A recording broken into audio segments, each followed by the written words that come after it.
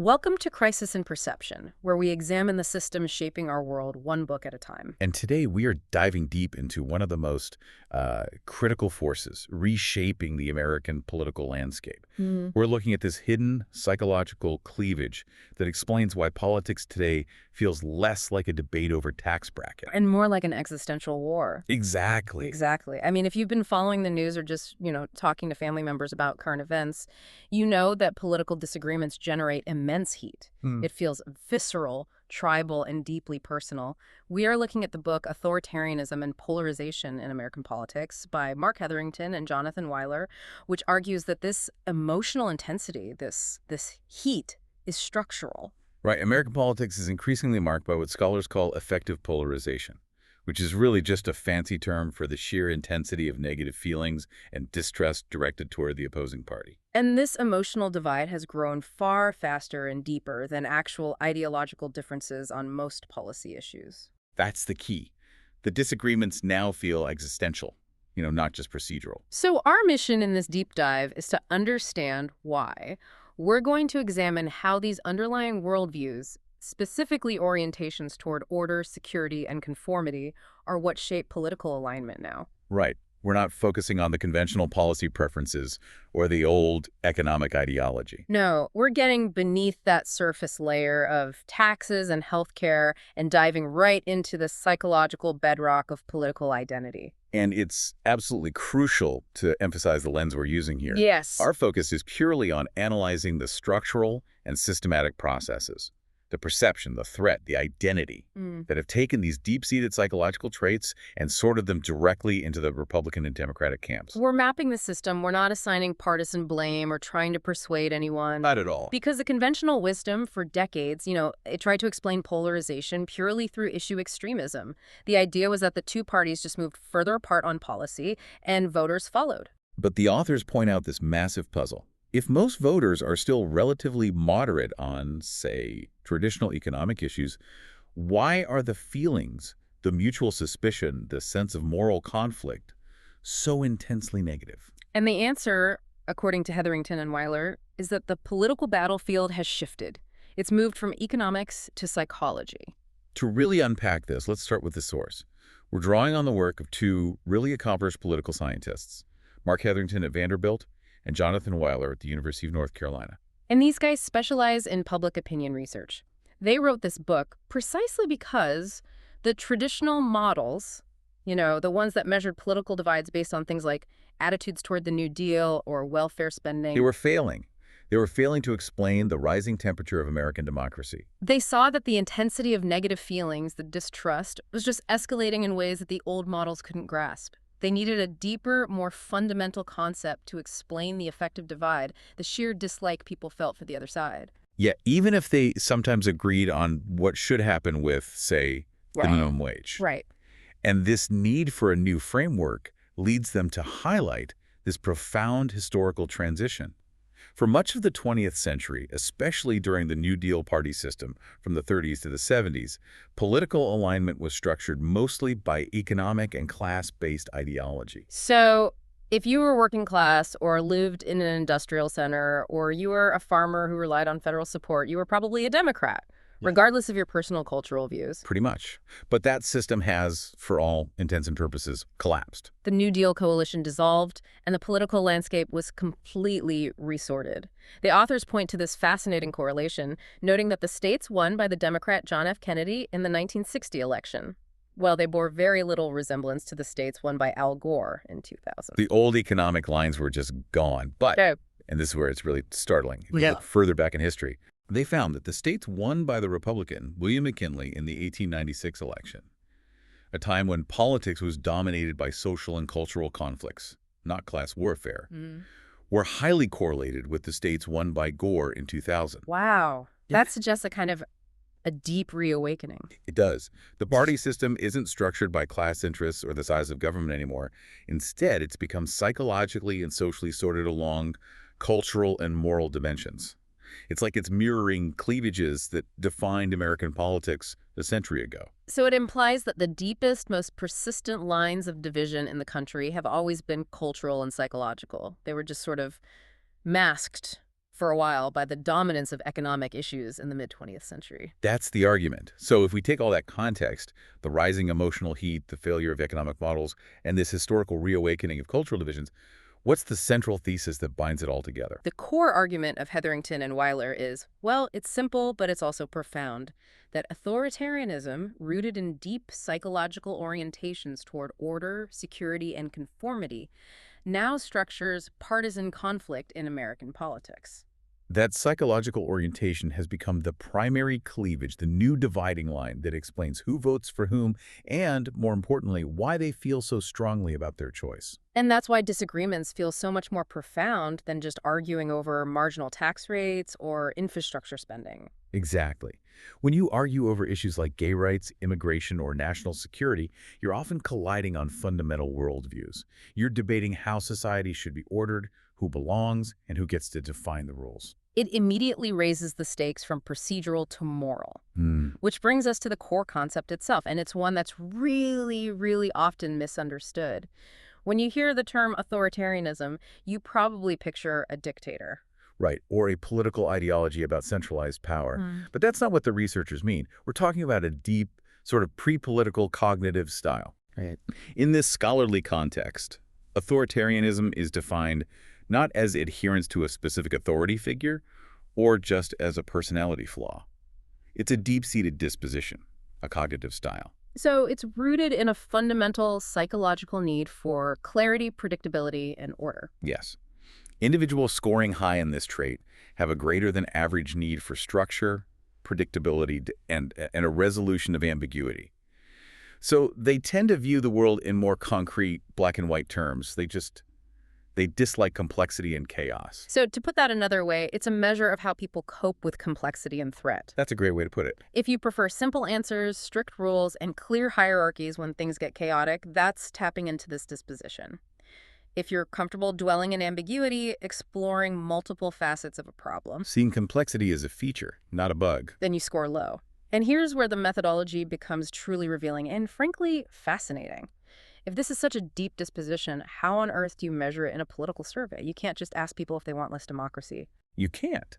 So they use this counterintuitive yet incredibly reliable measure developed by researchers decades ago to proxy authoritarian tendencies. Child-rearing values. Child-rearing values. Yeah. They found that a person's preference for how children should be raised taps directly into their deepest normative preferences for how people should relate to authority and society as a whole. Okay, so how does that work in practice? Well, the standard measure uses a battery of 4 questions that force respondents to prioritize opposing values. For example, they ask which of 2 qualities is more desirable for a child to have: obedience or independence, respect for elders or curiosity, good manners or being self-reliant. And if you're listening, you probably want your child to be all of those things, right? Curious and well-mannered, obedient and independent. Of course. But the crucial mechanism here is the forced choice. When those values are in direct tension, like when a child's independence leads them to question an elder's authority, the forced choice reveals their underlying idealized priority. So it's a truly profound measure because it gets at an idealized self-image, what a person considers to be the ideal adult in a society. Absolutely. As thinkers like John Dewey and Jean Piaget noted decades ago, child-rearing practices reflect the kind of citizen a person believes society needs. Do you favor strict submission to authority, prioritizing the smooth function of the group? Or do you favor individual autonomy and self-directed decision-making, even if it creates friction? Exactly. So if you score high on the scale by prioritizing things like obedience and respect over independence and curiosity, you're signaling a preference for hierarchy, structure, and submission to what you see as proper authority. And that disposition, rooted in a need for clarity, forms the basis of the modern political cleavage. So let's contrast the 2 resulting worldviews. The high authoritarians tend toward that concrete black and white thinking. They exhibit a strong need for order and make clearer, stronger distinctions between in-groups, those who uphold the rules, and out-groups. The out-groups being those who threaten or challenge the rules. Yes. Their priority is security and submission to proper authority, because the alternative is chaos. The authors cite this belief that there is a right way and a wrong way to do almost everything. And the non-authoritarians, conversely, are the shades of gray thinkers. They're comfortable with ambiguity. They allow for more nuanced judgments, often prioritizing abstract notions of fairness, complexity, and individual autonomy, even when those ideals clash with the established social order. And they tend to be less fearful of external threats and internal social change. This cognitive style difference radically affects how they define justice and fairness. For the high authoritarian, fairness is often very concrete and procedural. You treat everyone the exact same way, you strictly follow the established rulebook. If the rule is broken, the punishment must follow, swiftly and severely. Right. But for the low authoritarian, fairness often involves tackling that ambiguous historical context.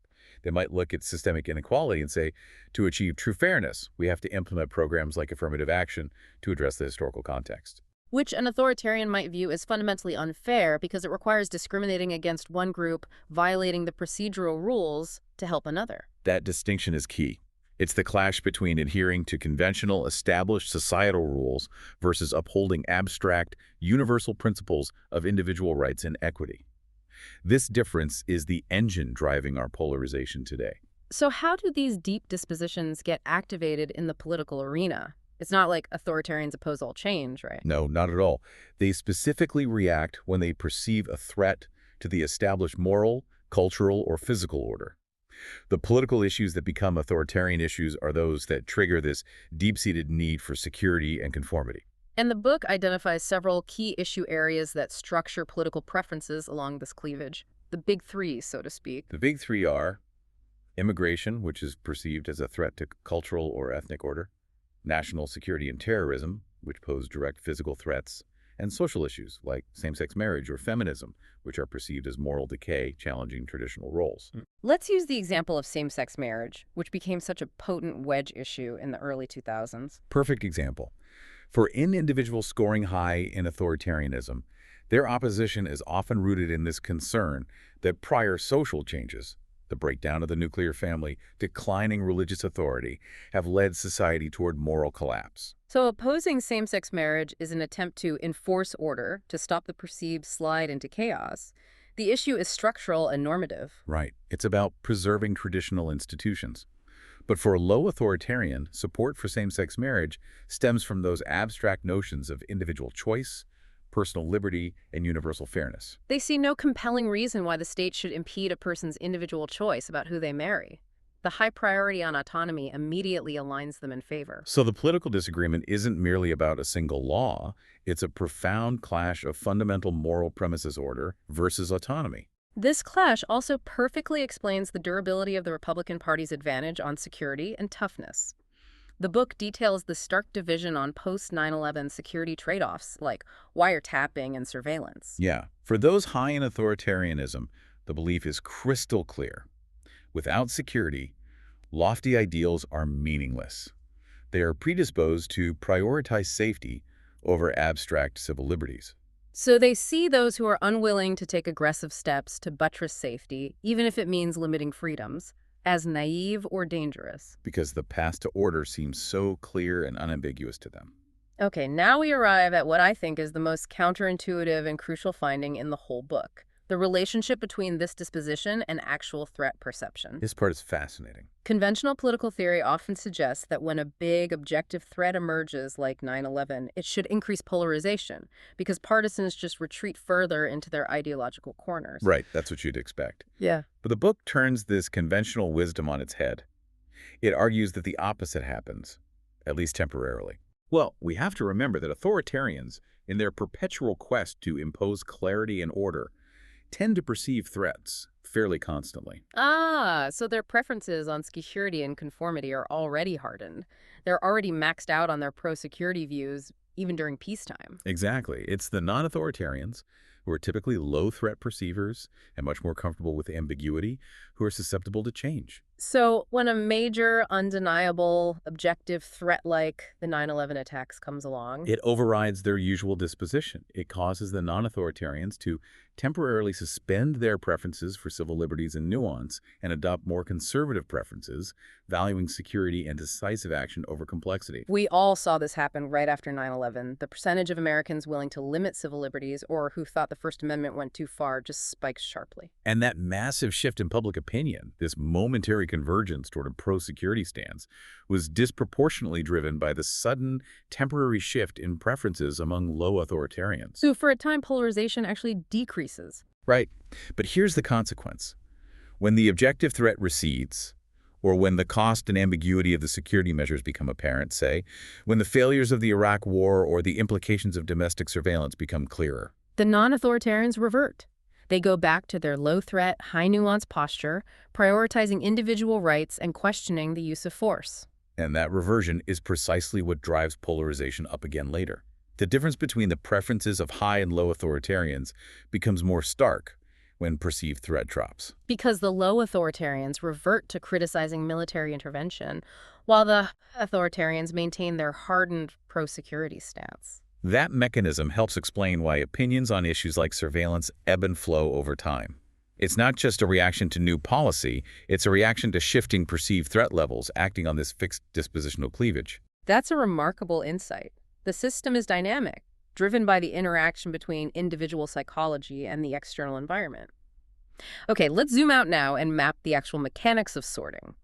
This psychological cleavage didn't just spontaneously align with the parties, it was systematically exploited. Absolutely.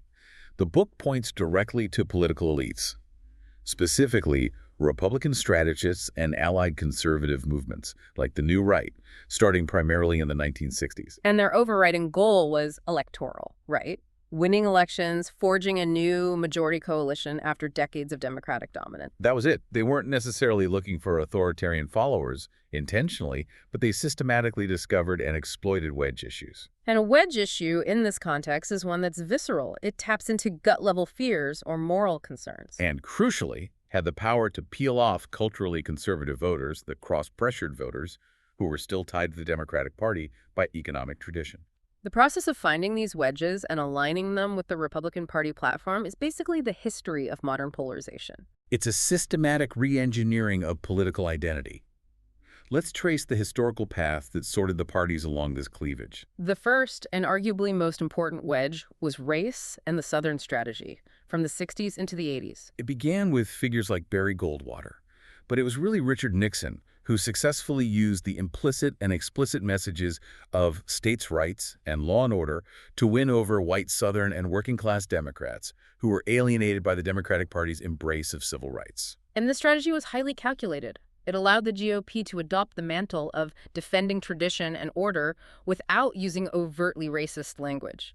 Though the signals were unmistakable to the intended audience, by the 1980s, the message was cemented. I mean, look at the Willie Horton ad used by George H.W. Bush in 1988. That ad was, it was psychologically massive. It wasn't just about crime statistics. It was about activating the authoritarian disposition by signaling that the Democratic Party was unwilling to protect the in-group from the perceived threats posed by the out-group.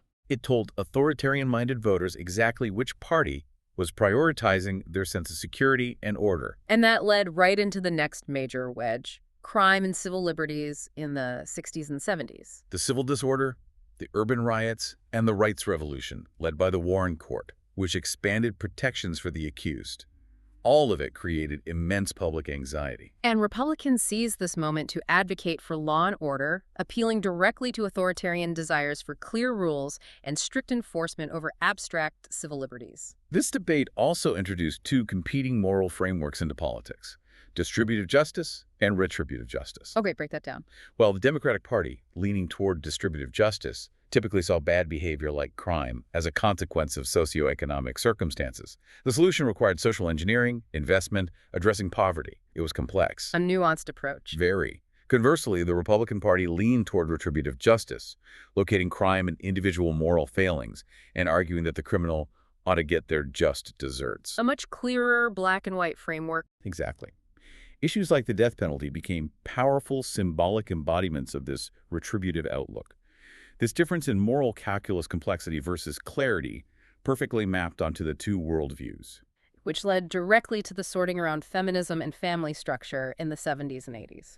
Yes, as traditional roles changed, figures like Phyllis Schlafly, who spearheaded opposition to the Equal Rights Amendment and abortion, mobilized growing social anxieties. Schlafly's efforts were a critical pivot.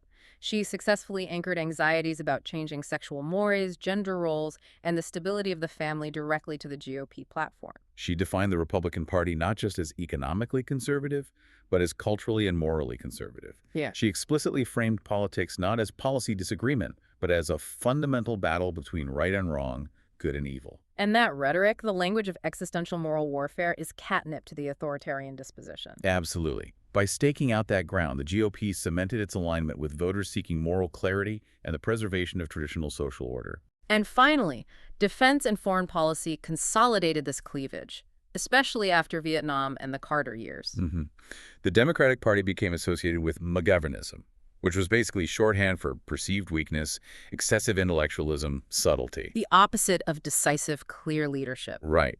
And the Republicans, conversely, adopted a rhetoric of aggressive toughness and clear moral superiority, positioning international conflict in simple good versus evil terms that resonated deeply with high authoritarianism. It reinforced that whole perception of Democrats as the mommy party, nuanced, soft, while the GOP was the daddy party, tough, decisive, and focused on order. So if we synthesize this, we see the powerful feedback loop. For decades, political elites and media institutions systematically amplified narratives of threat and moral decay through these wedge issues. Which strategically tapped directly into underlying authoritarian fears and needs for order. And that environment then caused voters to align their deep worldview, their psychological disposition, with the perceived stance of the party, leading to a profound partisan sorting.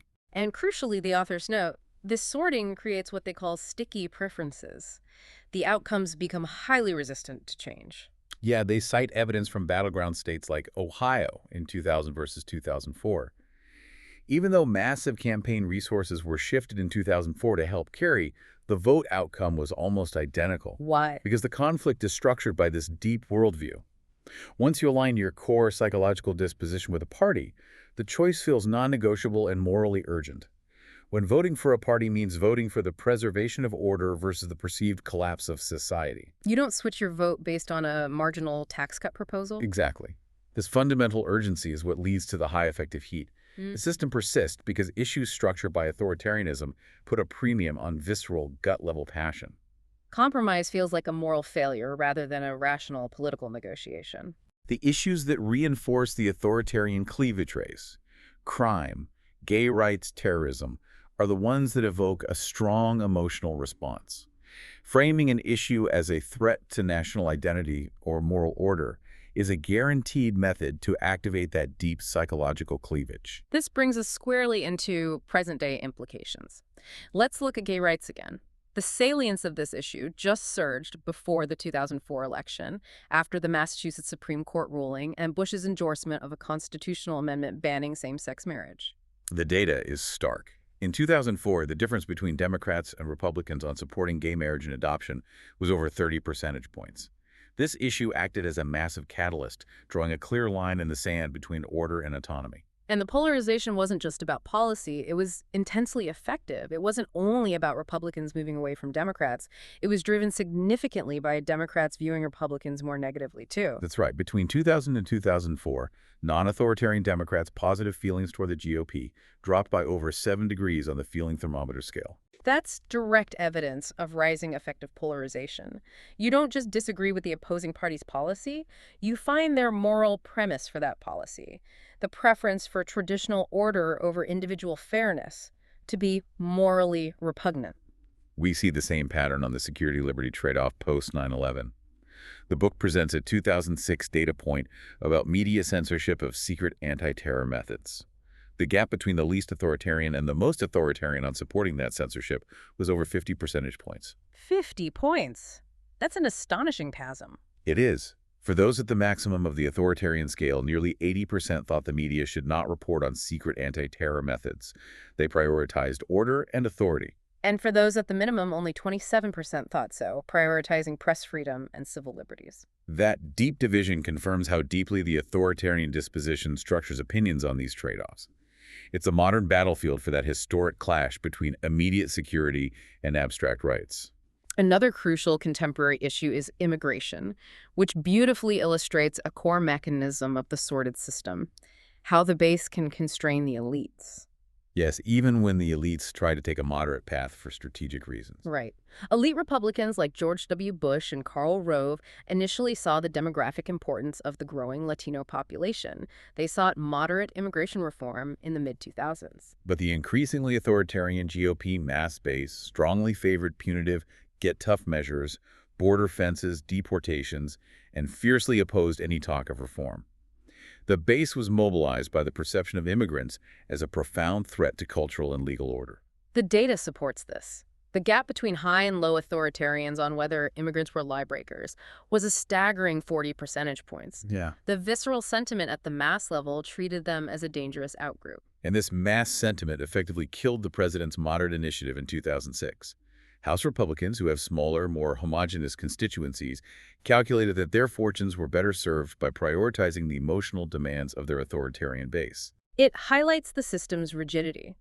Once the parties are sorted psychologically, the elite no longer entirely controls the agenda. They are constrained by the visceral demands of their base, who see compromise as moral betrayal. And we see the ultimate expression of this in the case study of the 2008 Democratic primary contest between Barack Obama and Hillary Clinton. A perfect example of effective polarization. If you look at their policy positions, Obama and Clinton were almost indistinguishable. Well, almost identical. Yet the race was heavily polarized, generating intense feelings, deep animosity, raw conflict between supporters. Why did it feel so deeply personal? Because the race tapped directly into the authoritarian cleavage. It wasn't about policy, it was about persona and dispositional style. Exactly. Clinton ran on a persona of toughness. She emphasized her experience, her willingness to fight, using rhetoric that positioned her as decisive and resolute. She appealed successfully to higher authoritarian, low-education, white working-class Democrats who prioritized strength in a leader. Obama, by contrast, adopted a style defined by nuance, complexity, multilateral diplomacy, a deliberate aversion to dividing the world into simple black-and-white categories. And that approach, valuing complexity and abstract thought over emotional decisiveness, was highly attractive to lower authoritarian, high-education Democrats. The book's finding here is remarkable. When controlling for everything else in the 2008 primary, authoritarianism was the single most powerful predictor of candidate preference. It dwarfed the effect of ideology, age, and education combined. Let's pause on that. Are we really suggesting that voters were choosing based on perceived swagger, or whether a candidate was tough enough over their actual proposals? Absolutely. Because when the conflict is framed dispositionally, when the candidates represent fundamentally different approaches to managing threat and order, the underlying psychological cleavage is activated. The choice stops being about marginal policy adjustments. It starts being about whose worldview you trust to protect you. And the data confirms this symbolic power. Non-black Democrats who gave the maximum number of authoritarian responses preferred Clinton, 69% to 31%. Conversely, those who gave the minimum number of authoritarian responses preferred Obama, 76% to 24%. That is a near-perfect flip based on a measure of obedience versus independence. It confirms that the political heat we feel today isn't just about where candidates stand, but what kind of fundamental approach to order and threat they symbolize. Which brings us to the broader themes. This analysis is so vital because it really fulfills the core mission of this deep dive. It shifts the focus away from individual moralizing and towards systemic understanding. Right. We move beyond just calling voters irrational or ignorant because they seem to vote against their economic self-interest. Instead, this reveals a systematic, decades-long process where elites shaped the environment with emotionally charged wedge issues, and the public responded by sorting themselves psychologically. It's not irrationality, it's a rational response to carefully constructed narratives of threat. And it shows that the problem isn't necessarily that people are getting more extreme on policy. Many voters are still centrist on traditional issues. It's that they're getting better at aligning their deepest psychological needs with one of the two parties. Which makes the resulting conflict so durable and systematic. Furthermore, this analysis emphasizes a crucial point. Threat is not always objective. It is often fundamentally perceived through the filter of an individual's worldview. Right. The authors noted that those scoring high in authoritarianism are always more likely to perceive a threat, even in situations that might not seem objectively threatening to low authoritarians. And since the psychological response to this perceived threat is the engine driving political outcomes, understanding the perception is key to understanding political reality itself. You have to recognize that the fear felt by high authoritarians is real to them, regardless of its objective basis. This psychological sorting completely changes the nature of democratic competition. We shift from dealing with negotiable economic divisions, where you can compromise, you can split the difference, to a high-heat, zero-sum psychological cleavage. When the conflict is about whether society is stable or collapsing, there is no middle ground. And this shift is perfectly encapsulated in that recurring gendered divide in political commentary. The daddy party versus the mommy party. That symbolic conflict reinforces the GOP's durable advantage on security. The book mentions commentary about George W. Bush landing in a fighter jet in 2003. The image of swagger and decisiveness, and contrasting it with complicated Democrats like Dukakis or McGovern. The perception becomes a reality. The feminization of Democrats and political rhetoric is rarely meant to flatter, and it has deep roots in this authoritarian framework, when people feel a visceral need for protection from chaos. They are psychologically inclined to turn to the symbol of the decisive, rule-enforcing father, rather than the nuanced, accommodating mother. This dispositional appeal creates a permanent structural advantage for the party that successfully projects toughness. So if we step back, what this research helps us see differently is that polarization today is not primarily about policy extremism. It's about the alignment of deep, gut-level worldviews with partisan identity, leading to high affective intensity and low mutual trust. The feeling that the other side is not just wrong, but actively dangerous, is the direct result of this alignment. And the ultimate expression of this is the feeling of existential conflict. The authors present data showing a strong correlation between authoritarianism and the belief that politics represents a struggle between good and evil. It's far more prevalent among high authoritarians. No. If 40% of those scoring high in authoritarianism strongly agree, the world is a struggle between good and evil, compared to less than 15% of low authoritarians. You have a situation where political conflicts must feel existential. They can't be procedural or tactical disagreements. They are fundamental moral battles for the soul of the nation. And that's why the stakes feel so high for you, the listener, every time you turn on the news. That brings us to a final, provocative thought about democracy and pluralism, and it's the profound challenge this book leaves us with. When the conflict is rooted not just in policy disagreement, but in fundamentally different systems of moral reasoning, how do we coexist? The book touches on moral development theories, suggesting low authoritarians often reflect post-conventional moral reasoning, focusing on abstract, universal principles of fairness and individual rights. They question the rules. Whereas high authoritarians rely heavily on conventional reasoning, where right and wrong are defined by the established rules of society and adherence to proper authority, they uphold the rules. So if one side justifies its stance based on abstract, universal principles like all people deserve equal rights, and the other side justifies its opposition based on conventional adherence to societal rules like this action violates traditional family structure and risks chaos. Compromise isn't just strategically difficult. It requires one side to abandon its fundamental system of moral justification. And that truly is the deepest challenge of modern polarization. We have been dissecting the profound findings of Marc J. Hetherington and Jonathan D. Weiler, authors of Authoritarianism and Polarization in American Politics. This book provides an indispensable framework for understanding why our political battles have become so emotionally charged and why they are so resistant to traditional forms of compromise. It explains the system beneath the heat. We highly encourage you to read the book, support the authors, or check it out from your local library. For a shorter, visual overview of this topic, see the mini explainer linked in the description. If you enjoy systems-level analysis like this, please like, subscribe, and comment with books or topics you'd like us to explore next.